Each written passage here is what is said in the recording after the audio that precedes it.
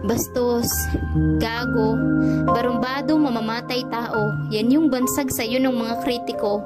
Hindi naman kasi ikaw yung uri ng pangulo na aming nakasanayan, sapagkat ang mga kilala naming mga lider ay formal at desente kung humarap sa mamamayan, subalit sadyang salungat ang iyong katangian. Ikaw lang naman kasi yung natatanging pangulo na bumastos sa mga pari at simbahan.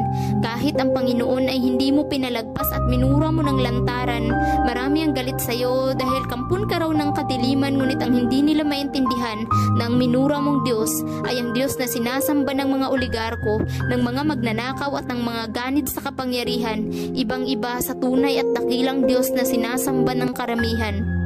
Hindi man kami laging sang-ayon sa iyong pananalita, ngunit labis kaming nagpapasalamat sa nagsusumigaw mong mga gawa. Oo, minsan hindi maganda ang iyong imahe sa publiko, ngunit sa kabila ng lahat ay di may pagkakailang labis kang minamahal ng milyon-milyong mga Pilipino.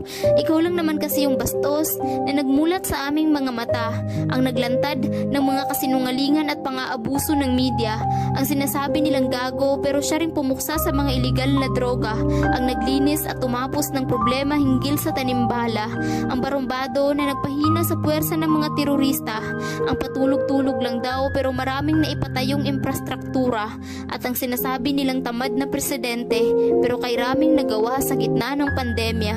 Ikaw yung bastos pero malaki ang respeto sa kalikasan. Sa pagpapalinis ng Boracay at Manila Bay ay paulit-ulit ka naming pasasalamatan. Ikaw yung sinasabing mamamatay tao, ngunit magandang bukas ng kabataan ang ipinaglalaban.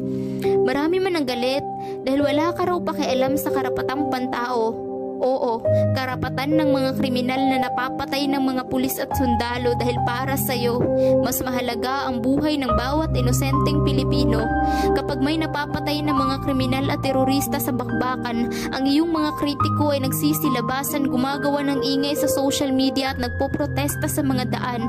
Pero kay sakit sa pakiramdam, natikom ang kanilang mga bibig kapag ang napapatay ay ang mga pulis at kasundaluhan. Ikaw lang yung leader na may pakialam, ang pangulo na nagpakita ng pagmamahal sa mga sundalo at mga kapulisan, ang nagbigay ng malasakit sa mga Pilipinong ng ibang bayan, ang presidente na tumugon sa hinagpis ng mga magulang, ang nagbigay daan sa pagsuko ng libu-libong mga terorista, at ang nagsilbing tulay sa pagbabagong buhay ng mga kabataang nalulung sa iligal na droga. Hindi sapat ang ilang taon mong panunungkulan, itinaas mo ang pamantayan ng isang lider na dapat ay humahawak sa pinakamataas na kapangyarihan.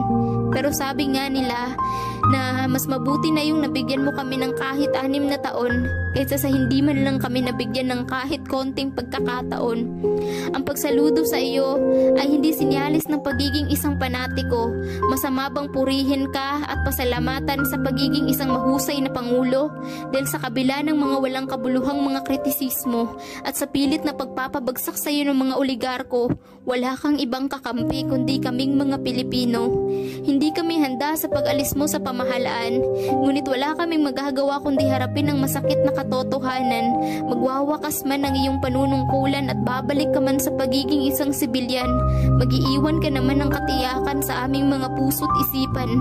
At iyon ay ang katotohanang isa ka sa pinakamagandang nangyari sa ating kasaysayan.